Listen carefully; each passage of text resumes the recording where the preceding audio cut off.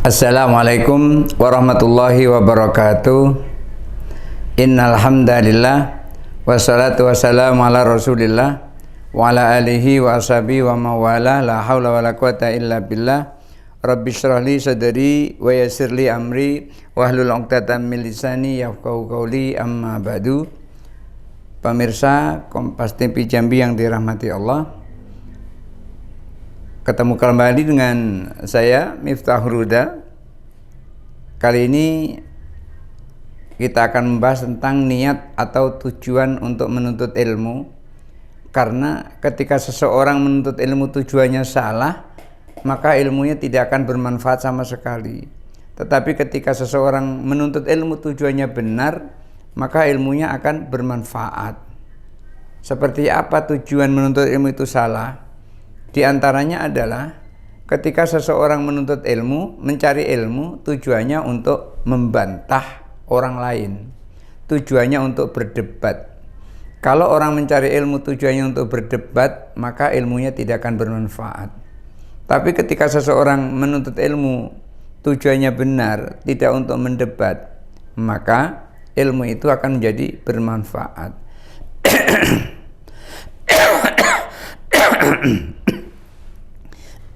Nanti dieditnya. Oleh karena itu, jangan sampai kita salah di dalam meletakkan niat untuk menuntut ilmu. Imam Al-Ghazali ketika menyampaikan hal ini, lalu dijelaskan oleh Imam Nawawi, beliau menyampaikan, wa in kanat niyatuka, apabila engkau menuntut ilmu itu niatmu adalah wa qasduka, dan tujuanmu adalah bainaka wa bainallahi ta'ala min talabil ilmi al-hidayata. Kalau niatmu, tujuanmu pada saat mencari ilmu antara dirimu dan Allah, itu tujuan adalah untuk memperoleh hidayah, maka yang seperti itu adalah niat yang benar. Niat mencari ilmu tujuannya untuk memperoleh hidayah. Datang ke pengajian untuk belajar, untuk mengaji, tujuannya adalah untuk memperoleh hidayah. Maka ketika seseorang tujuannya mencari ilmu, duduk ke majelis ilmu itu adalah mencari hidayah, maka itulah yang benar. Bi antanwi bi tahsilihi izalatal jahli an nafsik. Seseorang datang ke pengajian, tujuannya adalah untuk memperoleh hidayah Allah, kemudian berniat untuk memperoleh ilmu. Setelah memperoleh ilmu, untuk apa? Untuk menghilangkan kebodohan pada diri. Orang ketika tidak tahu itu kan harus menuntut ilmu, baik melalui mendengarkan maupun melalui bertanya. Maka ketika seseorang bertanya atau mendengarkan pada majelis ilmu, dan tujuannya antara untuk menghilangkan kebodohan, setelah kebodohan itu hilang nanti akan memperoleh hidayah. Bukan kebodohan hilang kemudian terus membantah ucapan orang lain yang tidak sepaham, lalu diarahkan supaya sepaham dengan dirinya, memaksa orang supaya sepaham dengan dirinya. Itu yang tidak benar, yang seperti itu. Kenapa? Karena masing-masing orang punya pandangan, masing-masing orang punya landasan. Ketika landasan orang tidak sama dengan landasan kita nggak boleh memaksa orang punya landasan yang sama dengan kita. Tidak boleh. Dan juga niat yang benar di dalam menuntut ilmu itu adalah menghilangkan sairul juhal. Seluruh kebodohan yang ada pada diri kita itu seyogianya dihilangkan. Kalau sudah hilang seperti itu, maka terjadilah alim. Artinya dia mengetahui. Setelah mengetahui, maka dia nanti akan memperoleh hidayah Allah Subhanahu wa ta'ala. Di sisi lain, seseorang menuntut ilmu yang benar itu adalah di samping menghilangkan kebodohan. Yang tadinya dia tidak tahu, setelah menuntut ilmu menjadi tahu. Di sisi lain adalah wa ihya'uddin, menghidupkan agama. Karena agama itu adalah ilmu. Tidak bisa kita memahami agama tanpa akal. Dan akal tidak akan bisa berbuat apa-apa kalau nggak punya ilmu. Maka seseorang punya ilmu itu adalah penting. Oleh karena itu thalabul ilmi faridatun ala kulli muslimin wa muslimatin. Mencari ilmu itu adalah wajib bagi muslim laki-laki maupun muslim perempuan. Oleh karena itu tujuan yang kedua di samping menghilangkan kebodohan adalah menghidupkan agama. Wa ibqaul islami bil ilmi, dan juga mengekalkan Islam dengan ilmu. Islam tidak akan kekal tanpa adanya ilmu. Oleh karena itu kalau ilmu orang hilang, ilmu ulama sudah hilang, maka Islam nanti juga akan hilang. Kenapa? Karena Islam itu hanya kekal, hanya akan ada terus, itu karena adanya ilmu para ulama. Dan juga di sisi lain, selain untuk menghidupkan agama, terus mengekalkan agama, mengekalkan Islam ini dan juga wadarul akhirah waridallah. Juga mencari ilmu tujuannya adalah untuk bekal ke akhirat dan juga untuk memperoleh ridha Allah.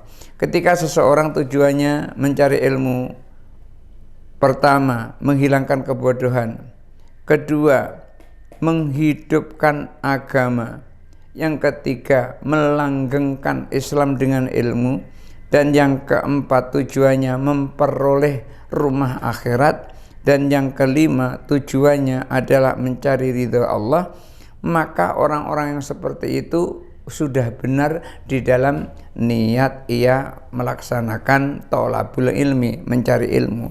Tapi di sisi lain, di samping 5 hal ini juga watanwi bidzalika asyukra ala nikmatil akli wa nikmati sihatil badan.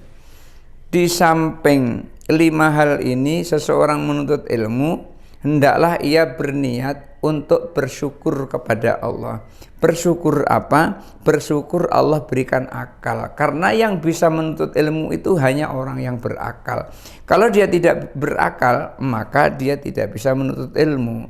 Seseorang ketika hanya dibatasi ilmunya hanya satu majelis, tidak boleh belajar di tempat lain, maka kelompok yang seperti itu adalah kelompok yang tidak benar.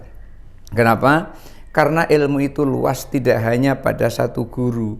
Ilmu itu berada pada banyak guru. Semakin banyak gurunya, semakin luas ilmunya. Berbeda dengan hanya satu guru saja, nggak boleh pindah kepada yang lain. Kamu jangan ke sana ya, kalau kamu belajar ke sana ilmumu tidak akan berguna. Justru yang seperti itu adalah ulama unsu, itu adalah guru yang salah. Kenapa? Mau belajar kok tidak boleh? Ya tentu harus belajar pada banyak guru, dan guru yang sudah muktamad, yang bisa dipegang keilmuannya, bukan guru asal-asalan. Oleh karena itu, ketika seseorang menuntut ilmu niatnya adalah bersyukur atas nikmat akal, itu adalah sudah benar. Karena akal ini perlu disyukuri. Karena tidak bisa seseorang menuntut ilmu kalau nggak punya akal. Dan juga nikmat sehat badan. Seseorang tidak akan bisa belajar kalau badannya sakit. Oleh karena itu, karena diberi badan sehat, diberi badan kuat, maka lalu ia menuntut ilmu. Maka orang-orang yang seperti itu niatnya adalah benar, yang seperti itu. Akan tetapi ketika duna mujarradu riwayah, artinya menuntut ilmu itu hanya sekedar meriwayatkan saja. Menuntut ilmu hanya sekedar untuk ilmu, itulah tadi akibatnya. Ketika dia sudah punya ilmu, akhirnya ilmunya untuk membantah orang yang tidak sepaham dengannya. Mestinya semakin tinggi ilmu semakin tasammuh. Imam Syafi'i dan Imam Hambali, kedua-duanya adalah orang yang sangat berilmu, tapi kedua-duanya tasammuh. Imam Syafi'i sholat subuh pakai kunut, Imam Hambali sholat subuh tidak pakai kunut. Tapi Imam Syafi'i tidak nyalahkan Imam Hambali, Imam Hambali tidak nyalahkan Imam Syafi'i. Kedua-duanya adalah tasammuh. Maka ketika orang punya ilmu yang seperti itu, ilmunya sampai puncak, biasanya tasammuhnya tinggi. Orang yang ilmunya lapang, ilmunya luas, tidak cepat nyalahkan orang, tidak cepat mengkafirkan orang. Orang mengucapkan 2 kalimat syahadat saja masuk Islam, hilang kekafirannya.